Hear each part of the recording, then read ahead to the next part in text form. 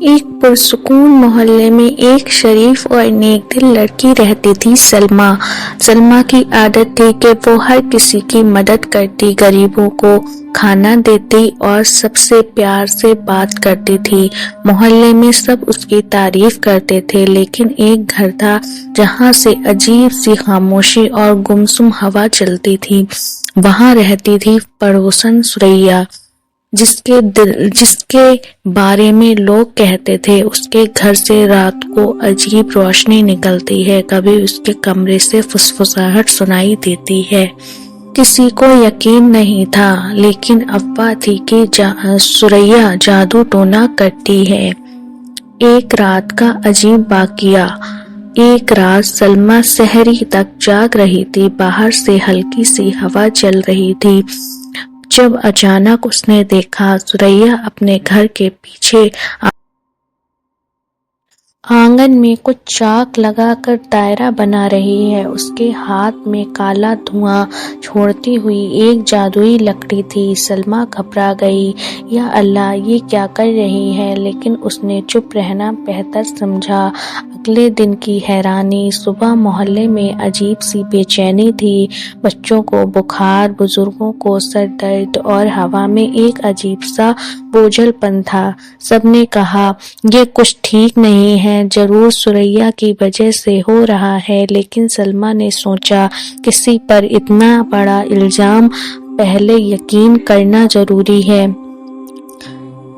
اس رات سلمیٰ چپکے سے ثریا کے گھر پہنچی اور جھانک کر دیکھا ثریا کے سامنے ایک پرانی کتاب سحر کھلی ہوئی تھی، کمرے میں جلتی ہوئی موم بتیاں اور ہوا میں کالی راکھ جیسی۔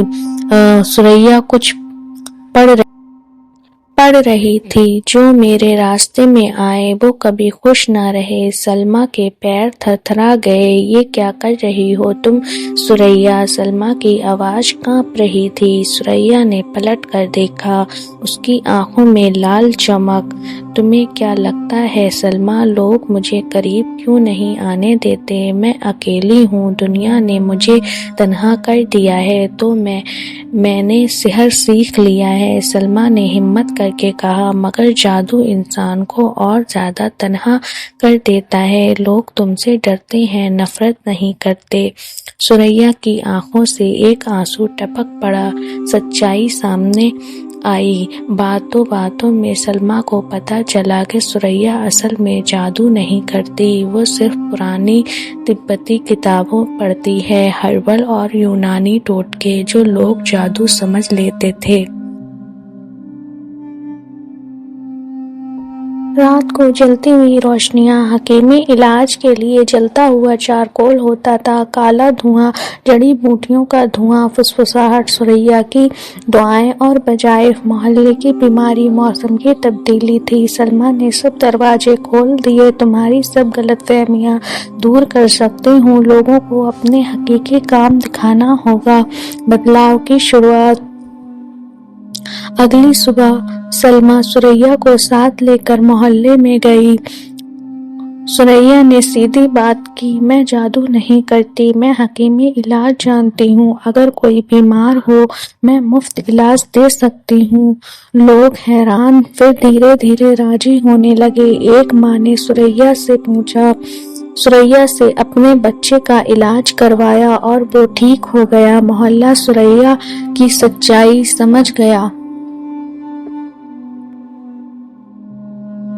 ثریا کا گھر، جہاں پہلے اندھیرا، تنہائی اور خوف تھا، وہاں اب روشنی، دعا اور لوگوں کی محفل ہوتی۔ ثریا نے کہا، سلمیٰ، اگر تم نہیں ہوتی تو میں زندگی بھر بدنام رہتی۔ سلمیٰ مسکرا کر بولی، انسان تب تک برا لگتا ہے جب تک ہم اس کی کہانی نہیں سمجھتے۔ آج سلمیٰ ثریا دونوں دوست بن گئی ہیں۔ ثریا محلے کی سب سے اچھی حکیمہ اور سلمیٰ سب کی اچھی بیٹی۔ محلہ جہاں لوگ کبھی ڈر کر گزرتے تھے، آج وہاں لوگ دعاؤں اور روشنی سے گزر کر تسلی محسوس کرتے ہیں، اور سب کو ایک سبق مل گیا، نفرت سے پہلے کسی کو سمجھنا ضروری ہوتا ہے۔